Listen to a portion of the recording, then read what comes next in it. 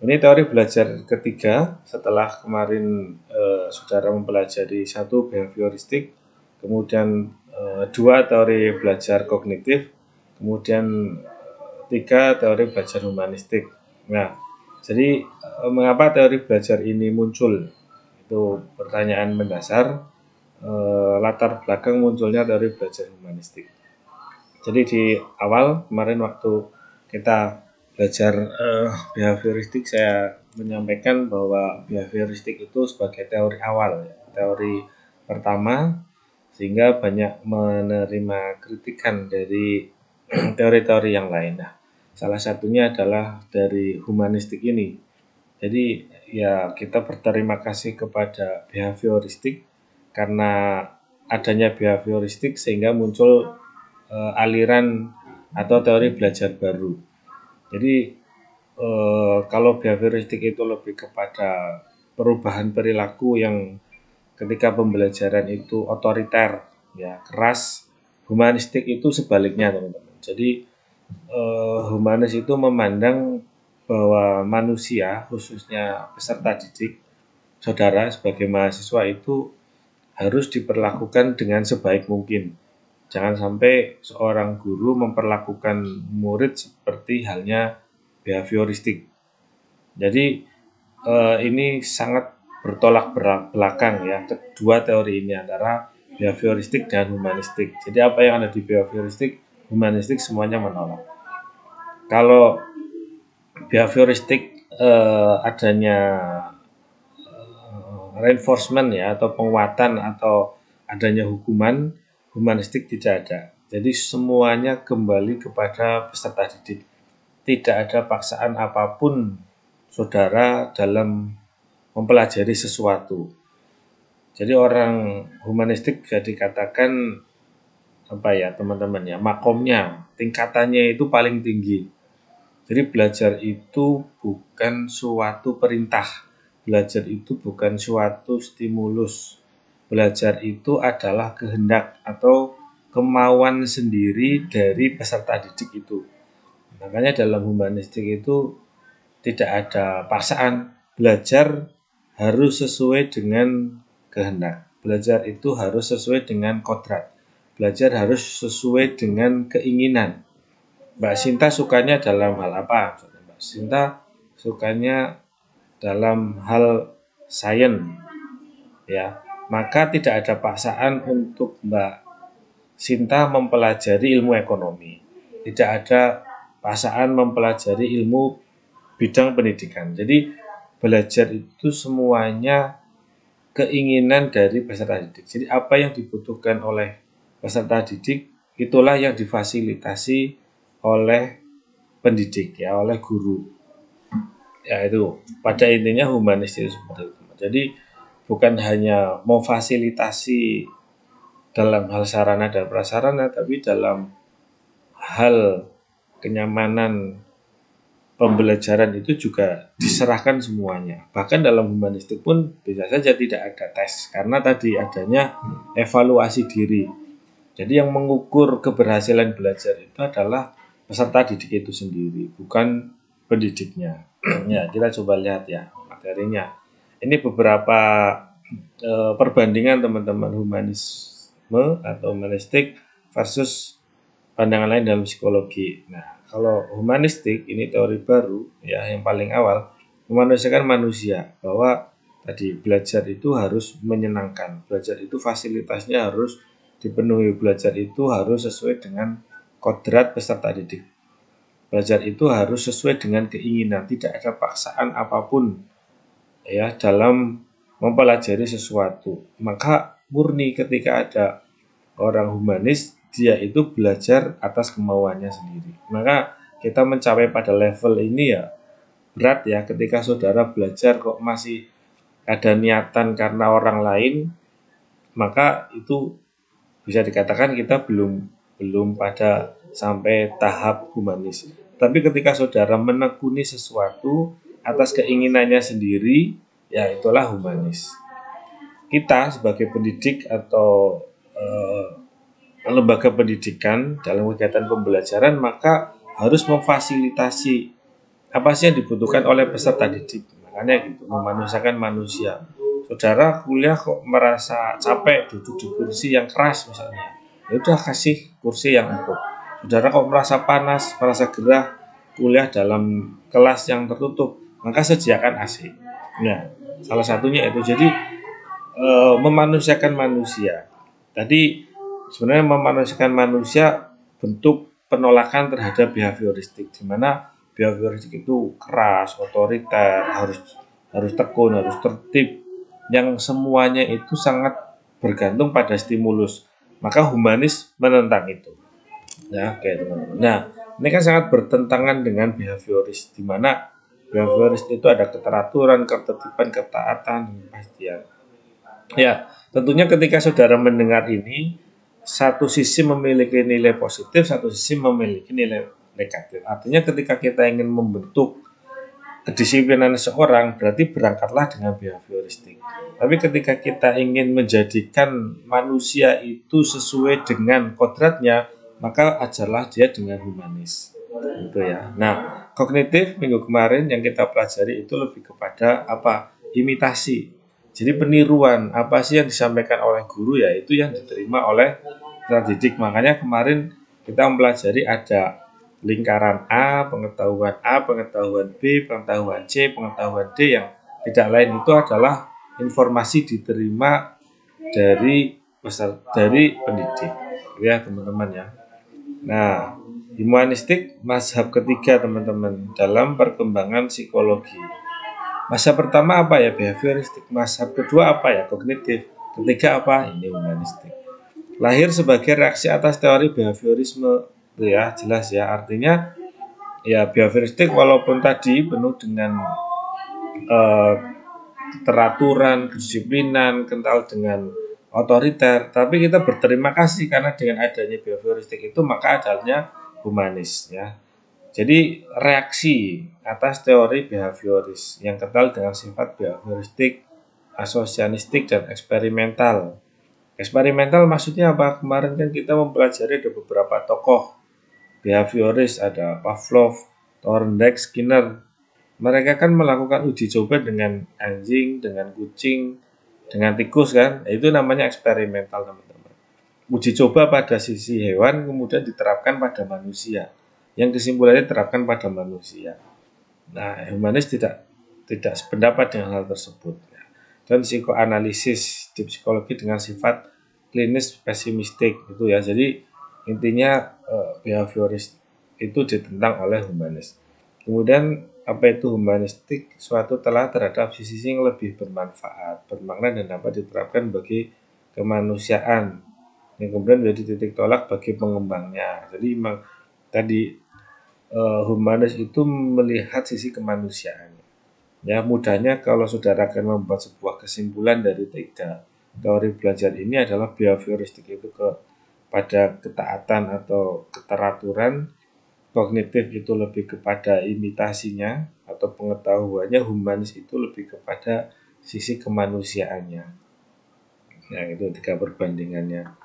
Dalam teori belajar humanis, belajar dianggap berhasil jika si pelajar memahami lingkungannya dan dirinya sendiri. Ya, dia itu paham.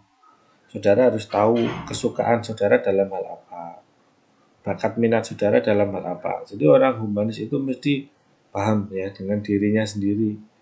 Kalau sudah paham maka dia akan mendalami sesuatu yang dia ingini, yang dia sukai.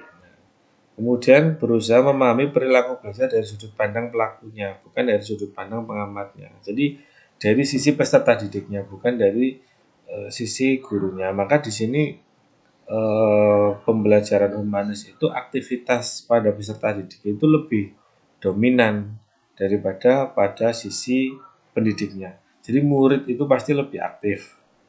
Tetapi aktif di sini tidak ada tekanan sama sekali, aktif itu atas kemauannya sendiri.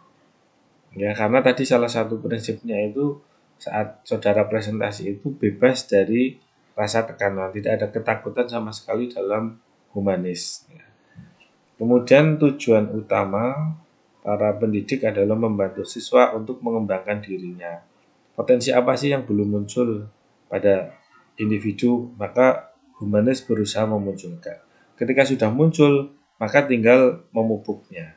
Jadi seperti apa yang disampaikan oleh Ki Hajar Dewantoro dalam bukunya, bahwa tugas seorang pendidik itu adalah membantu mengembangkan potensi dalam diri anak. Pendidik itu tidak mungkin dan tidak boleh merubah kodrat anak. Pendidik itu ibarat seorang petani. Ketika yang ditanam itu padi, maka petani itu tidak akan mungkin merubah kodrat padi itu menjadi jagung. Ya, tapi tugas petani itu adalah merawat agar padi itu bisa tumbuh dan berkembang dengan baik. Nah, itu ya humanis seperti itu teman-teman. Ya, jadi apa yang ingin dipelajari oleh peserta didik, silahkan dikembangkan dirinya. Kita tahu bahwa tidak ada orang yang bisa dalam semua hal. Saudara harus menekuni satu bidang ilmu yang benar-benar sampai mendalam. Ya, jadi kita belajar itu tidak hanya pada permukaan saja, tapi belajar itu harus secara radikal. Belajar itu harus sampai kepada akar-akarnya. Saudara temukan apa potensi saudara, pelajari sampai kepada akar-akarnya. Ya, pesan humanistik seperti itu, yaitu mengembangkan masing-masing individu untuk mengenal diri mereka sendiri sebagai manusia yang unik dan membantu dalam mewujudkan potensi yang ada di dalam diri mereka. Jadi ada banyak cerita teman-teman ya terkait dengan orang-orang humanis. Kadang kalau sekolah-sekolah ini bukan biasanya, kalau mungkin saudara bertanya-tanya kalau humanis itu sekolahnya seperti apa ya sih. Jadi humanis itu sekolahnya tidak formal teman-teman, bukan SD, SMP, SMA yang kita ikuti selama ini. Humanis itu lebih kepada sekolah alternatif, sekolah alam. Itu kadang ada cerita anak-anak yang mereka sekolah formal ya. Ada salah satu anak, ini cerita nyata ya, salah satu anak dia itu suka dalam hal karya tulis, tetapi bakatnya itu tidak kurang atau tidak terfasilitasi pada sekolah formal. Karena sekolah formal kan harus belajar A, belajar B, belajar C, banyak hal yang harus dikuasai. Kemudian dia memutuskan dan keluarganya sadar bahwa karena sudah memiliki potensi, sedangkan dia tidak menyukai hal lain. Kemudian memutuskan untuk pindah ke sekolah alternatif, di mana sekolah alternatif itu adalah sekolah humanis. Sehingga potensinya itu benar-benar terasah, sehingga dia itu menjadi mahir dalam hal tersebut, dalam hal tulis menulis gitu ya. Oke. Nah, mungkin pertanyaan saudara juga, nah ini kan kita di Indonesia di mana SD, SMP, SMA itu harus mempelajari banyak hal, Pak. Bahkan saudara di perguruan tinggi harus menguasai bidang ilmu lain, ya itulah pendidikan kita ya. Artinya kita belajar itu tidak hanya apa yang kita ingini, tetapi pengetahuan kita harus lebih luas. Tetapi dalam hal ini, konteks ini saudara juga punya PR. Walaupun kita mempelajari hal lain, tetap dilakukan, tetapi saudara tetap harus mendalami satu bidang ilmu yang saudara sukai, gitu ya. Jadi pembelajaran kita, kurikulum kita itu eklektik, teman-teman. Eklektik itu menggabungkan dari satu teori dengan teori yang lain. Ya. Kita di pendidikan formal, saudara mulai dari SD sampai sekarang perguruan tinggi, behavioristiknya apakah ada? Ada, teman-teman. Saudara harus datang jam sekian, pulang jam sekian, belajar kedisiplinan, keteraturan, ada stimulus, ada respon, ada. Kognitifnya apakah ada? Ada juga. Saudara diajari ya materi, kemudian latihan dan seterusnya. Humanistiknya apakah ada? Ya ada juga. Saudara difasilitasi dengan berbagai hal. Saudara mungkin sama gurunya atau sama pendidiknya berusaha dicari apa potensi saudara. Jadi kita dalam pendidikan formal semuanya diberlakukan ya. Kognitifnya ada, behavioristiknya ada, humanistiknya ada. Sehingga kalau ada sekolah-sekolah yang hanya berbasis behavioristik, hanya berbasis kognitif, hanya berbasis humanistik, itu sesungguhnya sekolah-sekolah alternatif ya. Itu sekolah-sekolah non formal gitu. Oke ya, jadi tujuan dari humanistik ini adalah mengembangkan potensi yang dimiliki oleh peserta didiknya tadi ya, seperti yang disampaikan oleh Ki Hajar Dewantoro bahwa setiap anak itu membawa kodratnya masing-masing, setiap anak itu membawa potensinya masing-masing, tinggal bagaimana tugas seorang pendidik merawat agar potensi itu menjadi lebih baik dalam diri anak. Kemudian teori belajar humanistik ini belajar apapun dapat dimanfaatkan, ya. Jelas saudara mau mempelajari ilmu apapun boleh, asal tujuannya apa? Memanusiakan manusia mencapai aktualisasi diri. Ya, nanti sudah dijelaskan juga teorinya Abraham Maslow. Jadi untuk apa sih kita mengetahui potensi diri kita? Ya, agar kita bisa menyelesaikan masalah dalam kehidupan kita, agar kita bisa aktualisasi diri. Tujuan dari pendidikan atau kebutuhan paling tinggi dari manusia itu adalah aktualisasi diri, teman-teman. Nanti ya di teorinya Abraham Maslow. Nah, tujuannya apa sih dari humanistik ini? Aktualisasi diri. Apa itu aktualisasi diri ya? Menunjukkan siapa diri kita. Dengan apa ya? Dengan pengetahuan yang kita miliki. Saudara suatu saat menjadi seorang akademisi, saudara akan menjadi profesor, saudara akan menjadi pembicara pada suatu forum, saudara akan presentasi seminar pada suatu kegiatan. Itu salah satu bentuk wujud aktualisasi diri. Saudara menunjukkan siapa diri saudara, tetapi berdasarkan dari pengetahuan, dari ilmu yang saudara miliki. Ya. Kemudian pemahaman diri tadi jelas. Humanis pasti paham dengan siapa diri saudara. Dan ini saudara jangan heran ketika besok masuk dunia kerja, mungkin akan ada orang psikologi, akan ada HRD yang meminta saudara menjelaskan siapa diri saudara sendiri. Saudara melamar pekerjaan itu ya. Mungkin Mbak Zara suatu saat ketemu dengan HRD, Human Resource Development. Mbak Zara silahkan ceritakan tentang diri saudara sendiri. Harus bisa, teman-teman. Saya adalah anak kedua dari 3 bersaudara. Saya mahasiswa alumni dari Universitas Negeri Semarang pada prodi ini. Saya memiliki kompetensi dalam hal ini. Saya memiliki kesukaan dalam hal ini. Saya menggunakan waktu luang saya dalam hal ini. Kelemahan diri saya adalah ini. Harus tahu semua tentang diri saudara, teman-teman. Saya mengatasi kelemahan dalam diri saya dengan melakukan hal ini. Nah, itu adalah pemahaman diri. Jadi tujuannya seperti itu, humanis. Serta realisasi diri orang yang belajar secara optimal, ya, bersama ya dengan aktualisasi diri. Hal ini menjadikan teori belajar humanis ini bersifat eklektif tadi ya, penggabungan dari berbagai hal. Kemudian banyak tokoh penganut aliran humanis ini, antaranya Bloom yang kita kenal dengan taksonomi Bloom, ya, ranah belajar, ada kognitif, ada afektif, ada psikomotorik, ya. Sekarang ada ranah belajar versi revisi dari taksonomi Bloom, ya. Saya rasa saudara sudah menguasai hal itu. Kemudian Cradwell yang terkenal dengan taksonomi Bloom, ya. Pengetahuan, pemahaman, implementasi, analisis, sintesis, dan evaluasi ini versi lama, tapi versi barunya sudah ada yang dimana versi terakhirnya adalah create, ya, menciptakan sesuatu. Jadi orang belajar itu tujuannya bukan hanya untuk tahu saja, bukan hanya untuk paham saja, tapi tujuan tertingginya adalah untuk menciptakan sesuatu. Ya, jadi maka saudara bayangkan di prodi saudara masing-masing, kira-kira hal apa yang akan saudara buat berdasarkan ilmu yang sekarang saudara pelajari. Itu adalah tujuan tertinggi dari kegiatan belajar. Jadi tujuan saudara kuliah itu bukan hanya untuk tahu dan paham saja, tapi saudara belajar dan kuliah itu tujuannya adalah untuk membuat sesuatu. Namanya orang membuat pasti kan sudah tahu bagaimana prosesnya, sudah paham.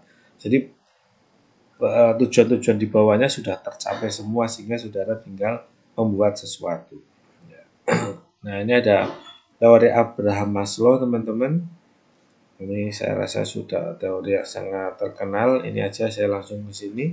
Nah, Abraham Maslow membagi kebutuhan manusia menjadi 5 bagian ini. Jadi ya, tadi tujuan dari humanis itu kan kebutuhan tertingginya adalah aktualisasi diri. Tapi Abraham Maslow dia menjelaskan dari kebutuhan dasar manusia. Ini teori kebutuhan ya Abraham Maslow.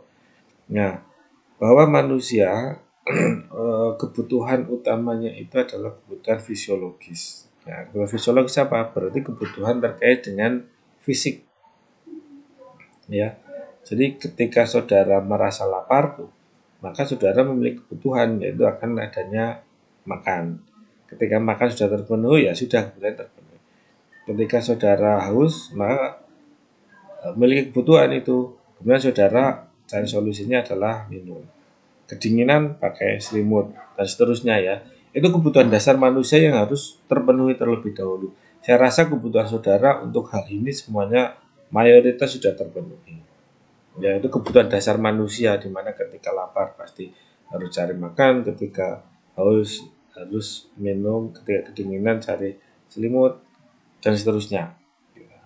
Ketika kebutuhan fisik fisiologi sudah terpenuhi, maka seseorang akan berusaha mencari kebutuhan di atasnya, yaitu kebutuhan akan adanya rasa aman, ya, keamanan, stabilitas, proteksi, dan seterusnya, bebas dari ancaman, rasa takut dan cemas, ya. Jadi terkait dengan perasaan, ya, artinya ketika dalam belajar, apakah saudara merasa aman, teman-teman? Ya, mungkin secara fisik ketika kita belajar aman, ya, kita sekarang saudara ketika belajar tidak akan mungkin ada yang melempari penghapus, melempari kapur, ya, beda dengan pendidikan zaman dahulu. Mungkin orang belajar itu kebutuhan fisiknya kadang merasa terancam, ya, mungkin dimarahi, dibentak-bentak, dipukul pakai penggaris. Sekarang udah nggak ada, teman-teman. Tapi apakah kebutuhan akan rasa aman itu sudah terpenuhi? Nah, misal saja saudara ketemu kuliah dengan dosen, ya, kemudian sering nunjuk misalnya, teman-teman ini ada tugas pekerjaan, silahkan dikerjakan, maju ke depan. Ya. Sekarang tanggal berapa? Tanggal 17, absen 17 silahkan maju. Nah, jika itu dilakukan terus-menerus, itu membuat individu, ya, membuat anak itu merasa tidak nyaman dalam belajar. Mungkin itu saudara alami ketika waktu SMA, belajar fisika, belajar matematika, atau belajar bahasa Inggris, atau belajar-belajar yang lain, ya. Saudara mau berangkat sekolah itu sudah merasa gelisah dulu, merasa nggak nyaman dulu. Itu tidak humanis, teman-teman, ya. Mungkin secara fisik saudara akan masih pulang, badannya masih utuh, tapi secara perasaan mungkin saudara itu sudah merasa ketakutan dulu, sudah merasa cemas dulu. Baiknya humanis tidak melakukan hal tersebut. Tinggal saudara bagaimana besok menjadi guru, akan menjadi guru yang behavioris atau akan menjadi guru yang humanis.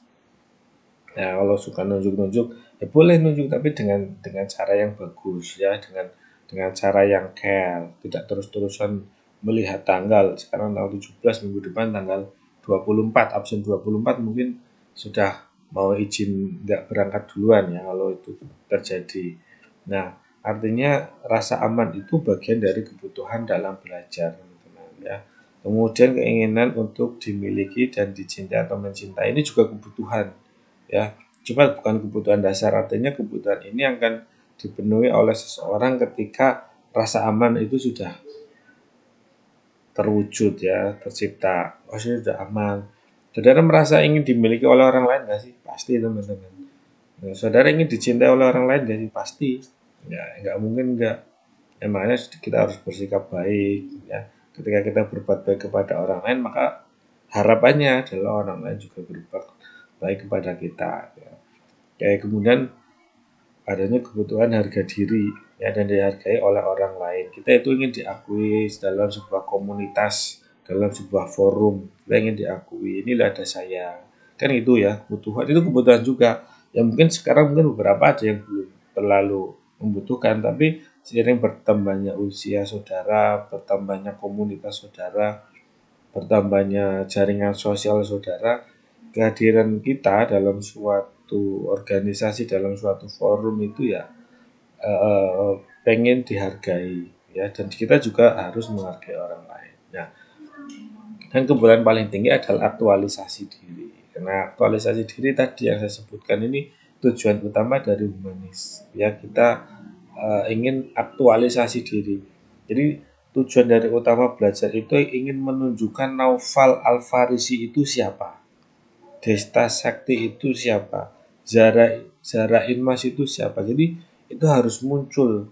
Saudara itu akan menjadi seorang seperti apa, harus entah menjadi seorang ilmuwan, entah menjadi profesor, entah menjadi seorang praktisi, entah menjadi seorang akademisi. Jadi aktualisasi diri itu, jadi menunjukkan siapa diri kita berdasarkan kompetensi, pengetahuan, keterampilan yang kita miliki. Itu adalah aktualisasi diri. Ini loh saya, itu kebutuhan. Ya itu yang positif seperti itu teman-teman. Tapi dalam hal lain juga kita melihat sekarang aktualisasi kebutuhan akan adanya aktualisasi diri itu semakin tinggi dengan adanya media sosial. Ya jadi kenapa saudara kok harus posting status buka puasa yang mewah, kemudian di restoran ini, kemudian saudara piknik kemana harus diposting, ya kemudian saudara main kemana, saudara naik kendaraan apa harus diposting. Itu tujuannya apa? Cuma satu, aktualisasi diri, ingin menunjukkan siapa diri saudara. Artinya ketika kita melihat ada orang yang semakin sering dia menulis status di media sosial, itu kebutuhan akan aktualisasinya diri itu semakin tinggi. Tidak semua orang seperti itu teman-teman.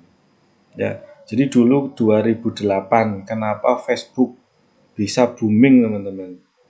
Facebook awal-awal berdiri 2006 itu nggak ada pengikutnya teman-teman. Jumlahnya itu ya pada internal kampus itu saja. Kemudian Mark Zuckerberg itu merekrut seorang psikolog, membongkar apa sih yang dibutuhkan oleh orang.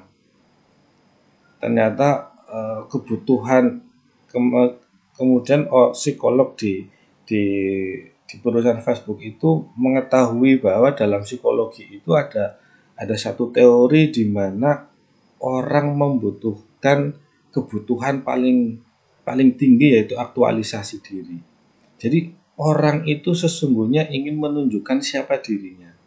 Orang itu ingin menunjukkan sedang melakukan apa. Orang itu ingin menunjukkan makan apa. Orang itu ingin menunjukkan keluarganya siapa. Orang itu ingin menunjukkan kendaraannya apa. Makanya Facebook menyediakan orang mengeksplor semua itu. Nah, mulai dari situ booming dari Facebook. Setelah itu muncul Instagram dan seterusnya. Jadi itu sebuah paradigma baru saat itu di mana teori Abraham Maslow ini menjadi titik tolak munculnya beredarnya media sosial di mana-mana. Itu teman-teman. Jadi kalau sekarang saudara suka posting di Instagram, di WA Story, kemudian suka posting di TikTok yang menunjukkan siapa diri saudara, itu tidak lain berangkat dari teorinya Abraham Maslow tentang aktualisasi diri. Saudara yang laki-laki kenapa kalau pakai kendaraan bermotor knalpotnya harus bunyi keras, kenapa saudara yang perempuan ketika berjilbab harus diikat kanan kiri, kenapa harus pakai perhiasan, kenapa saudara yang laki-laki mungkin rambutnya harus gondrong, harus pirang.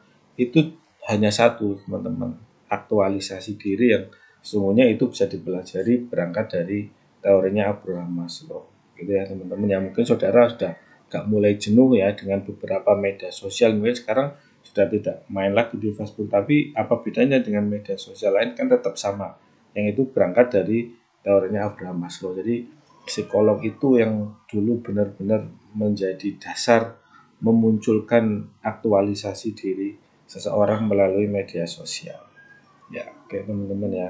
Kemudian lanjut, kemudian ini ada tokoh kedua tentang teori belajar humanis dari Carl Ransom Rogers. Dia menyatakan bahwa manusia itu bagian dari organisme, pengalaman, dan diri sendiri. Ya, menjadi manusia memiliki kekuatan yang wajar untuk belajar. Siswa tidak harus belajar tentang hal-hal yang tidak ada artinya.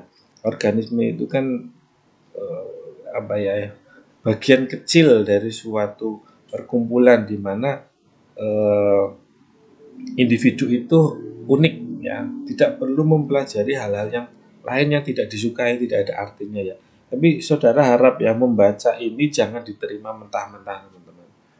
Nanti setelah Pak saya habis kuliah teori belajar humanistik bahwa manusia itu tidak harus mempelajari hal yang tidak disukai, tidak ada artinya, terus setelah ini saudara ada kuliah kemudian tidak saudara sukai kemudian nggak ikut ya, jangan seperti itu. Nggak, ini kan teori dasar ya, ini pondasi sebagai bekal saudara mengetahui hal lain. Tapi Yang namanya kurikulum ya kuliah apapun harus diikuti. Nah ini kan teori dasarnya. Nah organisme seperti itu bahwa setiap individu itu unik, saudara. Itu memiliki kesukaan masing-masing.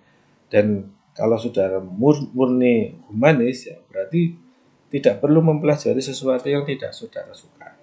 Intinya itu ya sebagai organisme ya. Tapi ini tadi saya garis bawahi jangan diterima mentah-mentah kayak hal ini ya. Saudara harus mengikuti kurikulum yang ada di LPTK itu. Ya walaupun banyak orang yang pada akhirnya keluar dari kehidupan formal, keluar dari kehidupan wajar ya. Karena monoton mungkin ada yang malas gitu. Tapi berhasil sukses dalam hidupnya ya banyak ya. Karena berprinsip seperti ini. Kemudian pengalaman, akan mempelajari hal-hal yang bermakna bagi dirinya. Kemudian pengorganisan bahan pelajaran berarti mengorganisasikan bahan dan ide baru sebagai bagian yang bermakna ya. Jadi tadi humanis itu mengalami banyak pengalaman ya. Diri sendiri, konsistensi, perubahan sebagai hasil dari kematangan dan belajar. Tujuannya adalah aktualisasi diri. Jadi belajar itu lebih kepada fokus dari diri sendiri. Jadi kodrat saudara itu seperti apa, keinginan saudara seperti apa, itu kan bisa dilihat oleh diri saudara sendiri.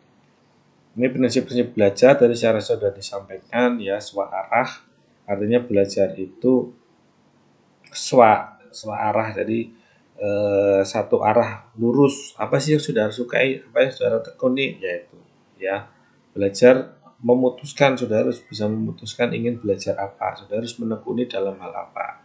Itu sajalah PR saya, pokoknya saudara mungkin sekarang masih di prodi masing-masing ya, semester 4 ya, mungkin ya ada semester 2 mata kuliahnya masih beragam, masih kompleks, tapi saya harap saudara harus menyukai sesuatu, mempelajari, memperdalami sesuatu di prodi saudara ya. Dari sekian banyak mata kuliah, dari sekian banyak bidang ilmu, saudara harus menekuni salah satu yang menjadi kunci ya hidup saudara. Learning how to learn, jadi tujuannya itu adalah belajar tentang bagaimana caranya belajar ya. Bukan hanya mempelajari tentang apanya saja, tetapi juga tentang bagaimananya. Kemudian evaluasi diri ya. Jadi humanis itu barangkali kalau di sekolah-sekolah alternatif itu tidak diperlukan tes, teman-teman. Berbeda dengan sekolah-sekolah di lembaga formal, mempelajari mata kuliah tertentu, berapa kali pertemuan, selesai diakhiri dengan tes, berakhir dengan nilai. Tetapi kalau humanis tidak seperti itu, tapi evaluasi diri.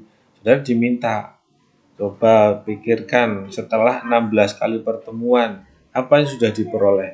Dulu sebelum mengikuti mata kuliah psikologi pendidikan, pengetahuannya bagaimana, sekarang bagaimana. Itu namanya evaluasi diri. Setelah 16 kali pertemuan bagaimana.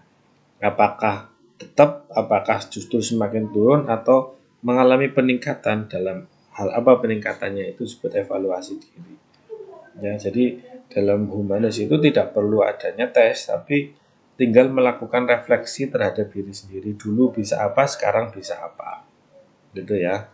Kemudian humanis ini kunci pentingnya perasaan. Jadi memang hati, perasaan itu sangat penting, karena tadi kuncinya itu memanusiakan manusia.